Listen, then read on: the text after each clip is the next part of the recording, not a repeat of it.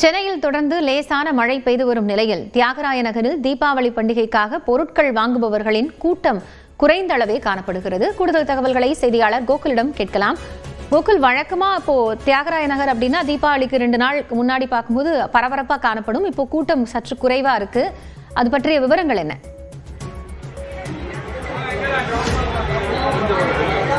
தீபாவளி பண்டிகை இன்னும் 2 நாட்கள்ல கொண்டாடப்படக்கூடிய நிலையில தொடர்ந்து பொதுமக்கள் ஆர்வமாக பொருட்களை வாங்கி வருகிறார்கள்.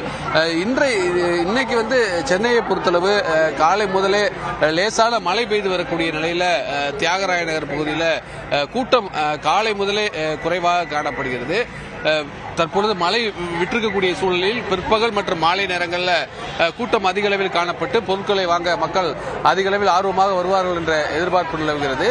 டி நகரை பொறுத்தளவு 400க்கும் மேற்பட்ட போலீசார் பாதுகாப்பு பணியில் தொடர்ந்து ஈடுபட்டு வராங்க. கடந்த ஒரு வார காலமாகவே மக்கள் அதிக அளவில் டி நகரில் கூடி தீபாவளிக்கு தேவையான புத்தாடை உள்ளிட்ட பொருட்களை வாங்கி செல்கிறார்கள். இன்னும் 2 நாட்களே இருக்கக்கூடிய நிலையில் இன்று மாலை அதிக அளவில் கூட்டம் இருக்கலாம் என்ற ஒரு எதிர்பார்ப்பு இருக்கக்கூடிய நிலையில் காவல்துறையுடைய பாதுகாப்பும் அதிகரிக்கப்பட்டிருக்கிறது. ஏறக்கூடிய 70க்கும் மேற்பட்ட இடங்களில் சிசிடிவி கேமராக்கள் போடப்பட்டு தொடர்ந்து கண்காணிக்கப்பட்டு வருகிறது.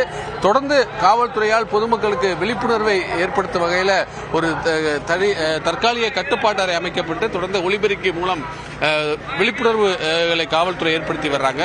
இன்று மாலைக்கு மேல் டி நகரில் கூட்டம் அதிக அளவில் காணப்படும் என்பதால் இந்த பாதுகாப்பு ஏற்பாடுகள் செய்யப்பட்டிருக்கிறது. தற்போதைய நிலை காலை முதலே மழை பெய்ததால் கூட்டம் குறைந்த அளவில் காணப்படுகிறது. மழை விட்டிருக்கக்கூடிய நிலையில் மாலை நேரங்களில் கூட்டம் அதிகரிக்க வாய்ப்பு இருப்பதாக கூறப்படுகிறது. நன்றி கோகுல், இது குறித்த விவரங்களுக்காக.